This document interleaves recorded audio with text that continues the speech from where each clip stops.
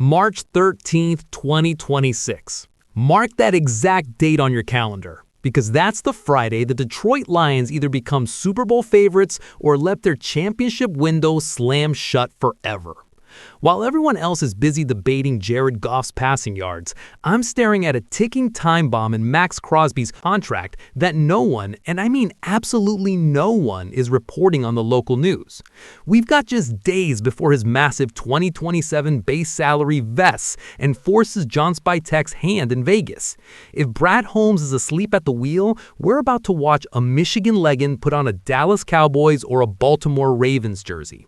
Stare at the cold, hard facts. This isn't a rumor anymore. This is a brutal financial war, and Detroit needs to strike right this second. Step into the trenches for a second. Back in 2025, Aiden Hutchinson was double-teamed on nearly 38% of his snaps. Process that. Nearly every single time the ball was snapped, two massive offensive linemen were dedicated exclusively to stopping number 97 because they weren't losing sleep on anyone else on our defensive front. They treated our other edge rushers like total speed bumps on a suburban street. You bring Maxx Crosby into this building, a guy who played 97% of the defensive snaps last season despite a brutal grade 2 AC joint sprain, and you aren't just adding a Pro Bowler, you're adding a football psychopath. Pairing Crosby with Hutch feels like something that should be illegal in 48 states. We're talking about unleashing the top two pressure generators in the entire NFL on the exact same front four. If you're a veteran Lions fan, you remember the sheer terror of the Silver Rush. This move brings that violent identity right back to the Ford Field turf. Crosby isn't just a Michigan native. He's the walking, breathing personification of the grit culture Dan Campbell's been preaching since he walked through the door. Detroit, we've waited decades for a roster this complete, but we still finished 18th in yards allowed last year. 18th. That isn't championship caliber football. That's a participation trophy defense. You can't survive in January with a secondary that gets left out to dry because the opposing quarterback has 10 hours in the pocket to make a sandwich and throw a dart. Crosby fundamentally changes the math. He changes the entire atmosphere of the locker room. He makes every single guy wearing Honolulu blue 5% faster and 10% meaner. Insiders like Jay Glazer and Diana Rossini are already reporting that the Raiders are picking up the phone. Crosby hasn't officially demanded a trade yet, but the man is visibly frustrated. He's sick of losing in the desert. He wants to be exactly where the grit is.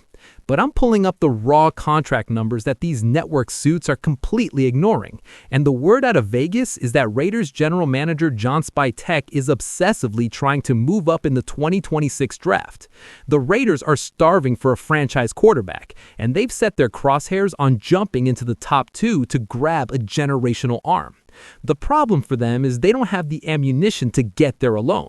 They don't just want Detroit's draft capital, they need those picks as heavy leverage for a draft day blockbuster. Spytek is demanding a historic ransom right now. We're talking 2 first-rounders and potentially a foundational piece like defensive tackle Alim McNeill. That's a gut punch price tag. I understand the hesitation, but for those of you who've been freezing in the stands and following the Lions for 50 years, you veterans who survived the true dark ages of this franchise, you know the agonizing cost of almost. Would you rather have 2 maybe college kids in 2027, or would you rather have the Condor putting every quarterback in the NFC North on a stretcher this Sunday? I already hear the spreadsheet nerds crying in the comments. I hear them typing, "Dustin, we can't afford him. We're in cap hell." Stop it. Save the excuses for the offseason. The NFL salary cap for 2026 just officially skyrocketed to $301.2 million. The money in this league is a complete shell game. If Brad Holmes restructures Jared Goff's massive $69.6 million cap hit, which sits as the 4th highest in the entire league, right behind Dak Prescott and Lamar Jackson, we can create $40 million in breathing room with a single stroke of a pen. We take Goff's $55 million base cash, convert it into a signing bonus, and spread that damage into void years through 2029. It's the exact same financial gymnastics the Kings use with Mahomes to keep their dynasty alive. It's what championship organizations do. This potential Crosby trade is the absolute all-in move of the century for Detroit. But the brutal reality is that none of this happens unless he understands the full blueprint of how we're fixing the secondary and handling this massive Jared Goff financial disaster. If we don't restructure the massive contract I just mentioned, Crosby remains a pipe dream and Detroit stays the kings of almost champions, which is exactly why I broke down that $60 million puzzle in the War Room Blueprint video popping up on your screen right now. So tap that video and let's keep this gritty conversation going where it actually matters, because fixing that offensive line and restructuring Goff is the only way we finally bring a Lombardi to Michigan.